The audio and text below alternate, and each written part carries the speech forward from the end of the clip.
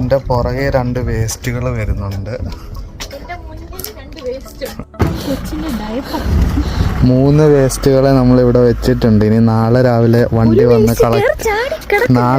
വണ്ടി വന്ന് കളണ്ട് നടക്കാൻ ഇറങ്ങി ഗൈസ്. ഞങ്ങളുടെ എസ്റ്റേറ്റാണ്. ഞങ്ങളുടെ എന്ന്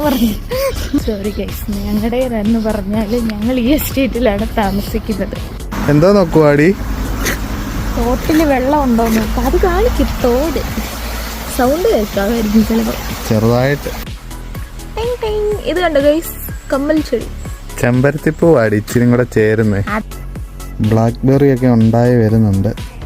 ഇതിങ്ങനെ കാട്ടിലിങ്ങനെ ഒരുപാടുണ്ടായി നിൽക്കും. ഇനി കുറച്ചുകൂടെ കഴിയുമ്പോൾ ഒരുപാട് ഇങ്ങനെ പഴുത്ത് പായി വരുന്നതേ ഉള്ളൂ. ഇതാണ് ഗൈസ് നമ്മൾ സ്ഥിരമായിട്ട് നടക്കാൻ വരുന്ന നമ്മുടെ റിവർ സൈഡ് വാക്ക്. അത് അടിപൊളിയാണ്. ഇടയ്ക്ക് ഞങ്ങൾ ഇവിടെ നടക്കാനൊക്കെ വരും. നല്ലൊരു നേച്ചർ നമുക്ക് എൻജോയ് ചെയ്യാൻ പറ്റും ഇവിടെ വന്നു കഴിഞ്ഞാൽ. അതെ അതെ, നല്ല പച്ചപ്പാണ് ഇവിടെ വന്ന. ഇവിടാണ് ഗൈസ് ഞങ്ങളുടെ മനസ്സ് തുറക്കാൻ വന്നിരിക്കുന്നത്. നല്ല നല്ല സൂപ്പർ ഒരു വ്യൂ ആണ്.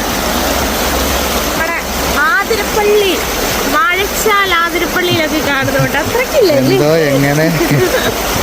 നാട്ടിലായിരുന്നെങ്കിൽ ഇപ്പൊ ഓരോ കല്ലിലും പേരെഴുതി വെച്ചത്. എന്തിനാ? തുണി അലക്കാൻ ഓരോരുത്തർക്കും ഓരോ കല്ല്.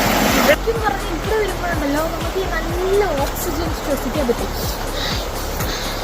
പച്ചപ്പാ ഫുള്ള്, കണ്ടില്ലേ? തള്ളേ പണ്ടാരോ തൂങ്ങി മരിച്ചിട്ടുണ്ടെന്ന ഐതിഹ്യം പറയുന്നത്. ആ തൂങ്ങി മരിച്ച ആളുടെ ആത്മാവ് എല്ലാ ദിവസവും 6 മണിക്ക് വരും കുളിക്കാൻ.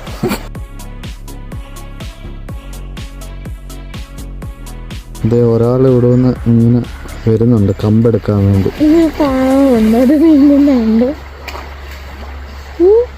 കേട്ടോ, ഗാർഡൻ പോലെ സെറ്റ് ചെയ്തേക്കും. ഒരു കുരിശൊക്കെ മറിഞ്ഞ് കിടപ്പുണ്ട്. കർത്താവായിരിക്കും. ഇത് നമ്മുടെ താമസിക്കുന്ന സ്ഥലമാണ്. നമ്മുടെ കുളാണി ടൗൺ. നല്ല ശാന്തസുന്ദരമായ കുഞ്ഞു ടൗണ്. ഇവിടെ എല്ലാ മനുഷ്യന്മാരും നടക്കാൻ പോകുമ്പോൾ അവരുടെ കൂടെ ഒരു ഡോഗ് ഉണ്ടാവും. എന്താടി അതിന് കാരണം? അവരതിനെ ഇത് കാവൽ നായായിട്ടല്ല കാണുന്നത്. അവരതിനെ അവരുടെ കുഞ്ഞിനെ പോലെ കാണുന്നത്. ആണല്ലേ? ചിലപ്പം മനുഷ്യരെക്കാളില് സ്നേഹം അത് തിരിച്ചു കൊടുക്കുന്നുണ്ടായിരിക്കാം. You are absolutely correct.